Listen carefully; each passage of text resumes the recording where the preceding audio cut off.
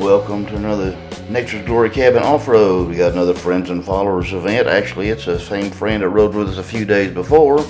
Decided to join us for another ride. Today we're doing Fixer-Leeco, Bald Rock, New Virginia, Bald Rock Loop, back out Caves Fork. This is just the first half. We're doing the first half on Fixer-Leeco, down to Bald Rock and out New Virginia to a picnic place on 52. This is the full map. And here come up in a second is going to be just the part that we're going to have in this video today. There's a nice little park there that we take lunch at that has a restroom, and it's opened during the season. And there we are getting ready to leave Fixer-Leeco.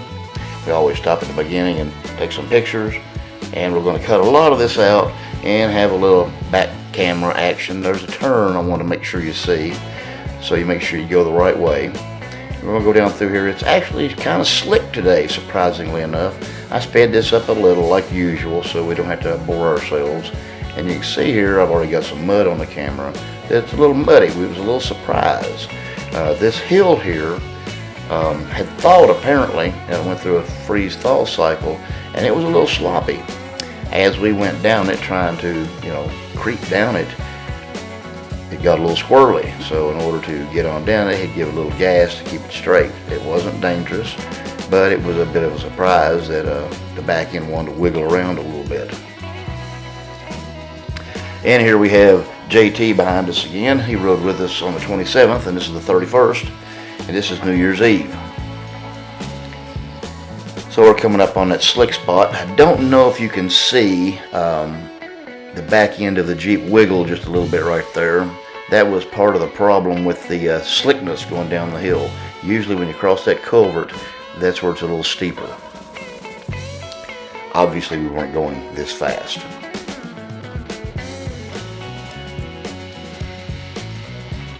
A little nice rock formation we saw there. This is the first mud hole with a little drop off in it. Just to surprise you, if you're at stock height, you might want to go a little bit to the left there in order not to drag your bumper. Longer vehicles with less of a departure angle may drag their hitch or their bumper in that spot right there.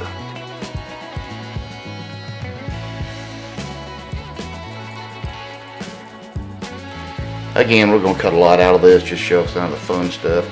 I want to show you that, so you stay left to stay on the trail there. And we're getting down here to a second to the flexi part. There is a bypass on the left.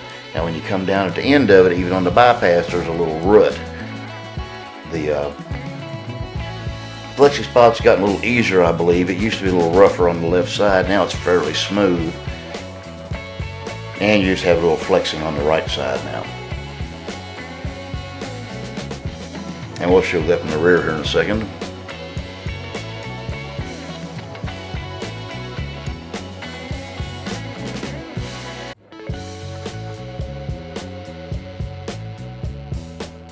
And we'll see JT come down through here. He's on all terrains. He did from the last video. He has a winch and recovery bumper on it now. He didn't have that as of the first video.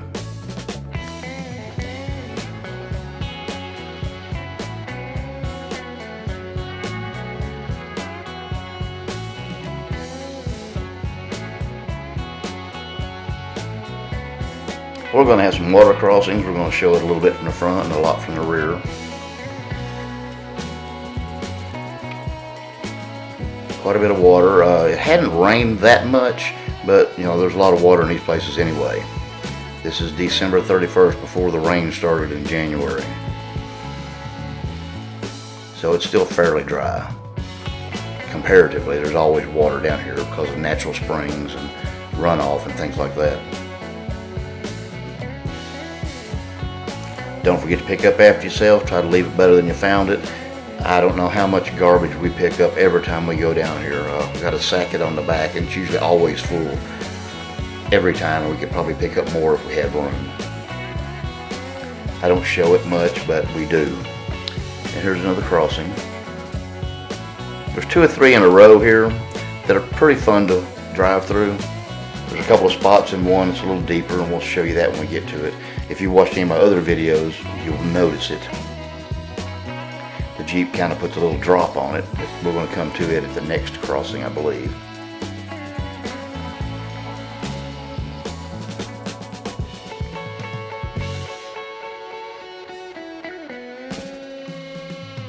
So we just tool along through here at a good steady rate. We're probably going 2-3 miles an hour. I sped this up just for expeditiousness. In my opinion, it's kind of boring to watch it at a normal speed when you're going that slow.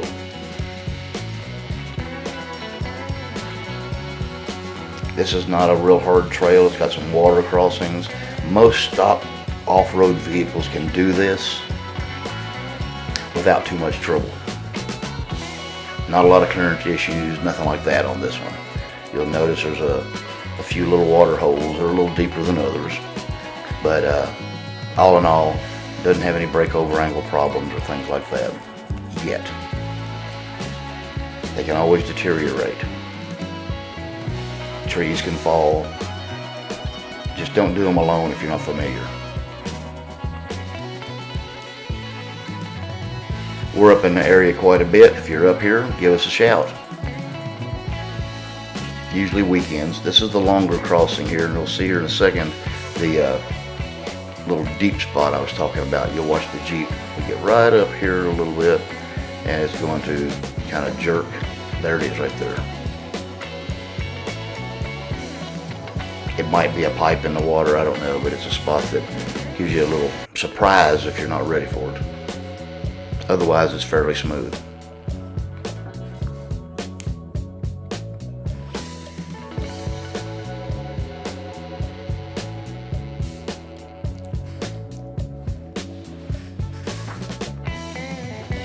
And we come over here to the end and come on out of it. I'm going to cut an awful lot of this out after we look at the rear view camera and watch JT come through this.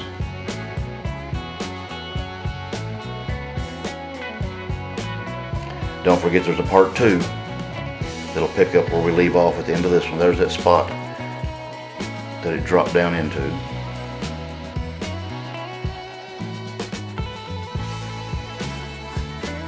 Try to make sure you use good trail etiquette. Don't get too far ahead of anybody or ride anybody's bumper. Give everybody room to get through and make sure you can see the person ahead of you and behind you. If you can't, wait on them or get on the horn or get on the radio and see what's going on. We use GMRS radios. We always try to coordinate the channel we're on so everybody can communicate. GMRS has turned into the off-roading standard these days. CB is kind of fallen out of use. And here's, I've got this in because if you'll see a little oil pump to the right, this is a relatively deep hole.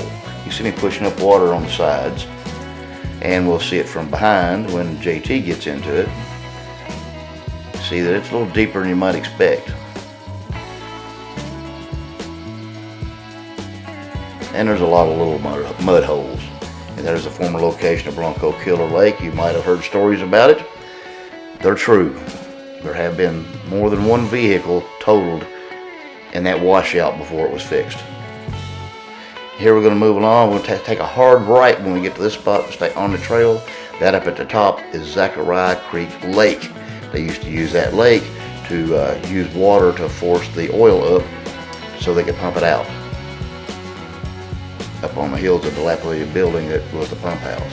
Now we get to the end here, we're going to stay right and take the little gravel down to the rest of Fixer-Leeco. You can go on up the other way. This is just a little easier. Now this is pretty smooth most of the way. We'll be in too high here. And I stopped at this place for a reason. Notice these side-by-sides and what they're doing. That's technically illegal. That's on private property, and that's just bad etiquette. The backcountry byway is for licensed and insured vehicles only, like any other road. This is a county road, technically. So, people do it all the time. I just wish they would not tear things up. And now we get to end down here. To the left is Cave Fork, straight ahead is Bald Rock. We're going to go ahead on Bald Rock. I'll just show a little mud there and the water on Cave Fork. When we come back, we'll loop back around. We'll be going out that way in part 2. This little video here just wants to show a little scenery where you can see the creek off to the right in the video. There's a lot of scenery down here. And when we get down here, there's a fork. Straight ahead would be Bald Rock. We're going to go to the right to New Virginia Ridge Road. This This New Virginia Ridge Road will take us all the way up to Highway 52. A couple of spots you have to make sure you pay attention to. This is one right here, a little culvert here. And we want to go left. That's New Virginia Ridge Road to the left. If you go straight ahead, you will end up on a hard trail, which is Sinking Creek. Do not do that. You want to stay left. And it's fairly smooth. There's a couple of things in here I'll show you. There's a couple of mud holes here and there. None of them are terribly deep.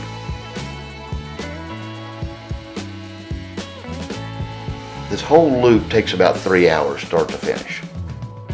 It takes us about 3 hours. Now maybe other people can do it faster, but we usually stop for pictures. And there's the bridge. I don't know if everybody's heard of this or not. It does get repaired regularly, but it does go to disrepair regularly as well.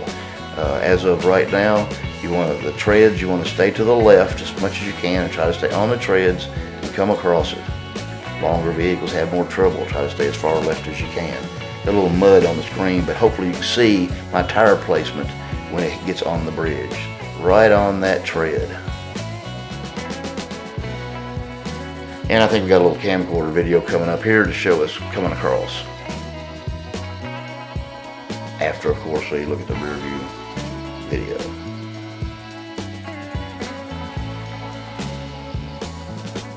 And here comes Muddy Blue, the Nature's Glory cabin Jeep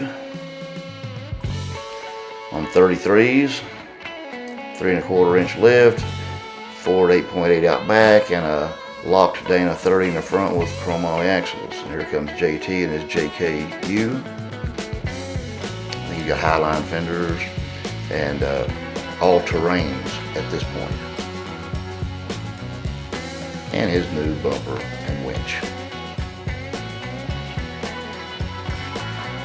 Alright, now we just take off from there, and a little bit further down through here we're going to run into some mud.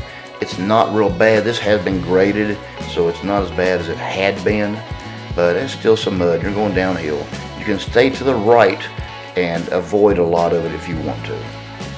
I just typically go right through it because whoever's riding with me, I want them to see what it looks like when somebody goes through it so they can decide if they would rather go around it or through it. And if you notice, he's going to stay off to the right a little bit, it looks like. And you can see I went through it. There's some drop off and you drop in them, but you should be fine in a off-road rated 4-wheel drive. Just as a note, anything that's longer with a departure angle or 4 doors, you will have a little more trouble on things that can drag. Here we are heading on out. There's some hills on the way out that we're going to show here because just like at the beginning when it was slick, there's a couple of slick spots here too. And you can probably see this is one of them. I don't have any trouble with it.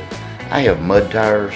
It's a little slick for me, but I don't have any trouble getting up it. Now JT, on the other hand, coming up behind me, you'll see him have a little trouble. You can see me throwing big chunks of mud back. He's on all terrains, and this mud loads up those tires. You see him slip there. He's going to have to take 2 or 3 bites at it. He is an experienced off-road rider, so he does make it up it. There's a few things to do. Notice him turning his wheels back and forth. In slick sections, sometimes that helps you get traction to work that wheel instead of just letting it dig in one place. He will get on up out of it, and here he comes. Again, he has a winch, I have straps. You should always have recovery gear just in case, because you never know, something as simple as it might look may end up being hard for you.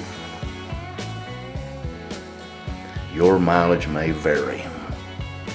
Got a few rocks here, I just left these in. There's a few rock ledges, not very many and they're not very steep. And we're hitting pavement here now. We've come out to the top up here on New Virginia Ridge Road. We'll change into 2-wheel drive, zip on out here to 52 and make a left. And we get on 52. We're going to go a couple of miles, maybe 3, and the park will be on your left. If you don't watch out, you will miss it, but don't worry, it has a second entrance if you need to get into it. So we're going to go down through here. We're going to stop and have lunch. And again, I said there are restrooms here. There's also a picnic area, and like playground equipment for the children. And we're going to stop right here. Here we go, pulling in. Hope everybody's enjoyed this. Come back for part 2 coming soon. Thanks for watching.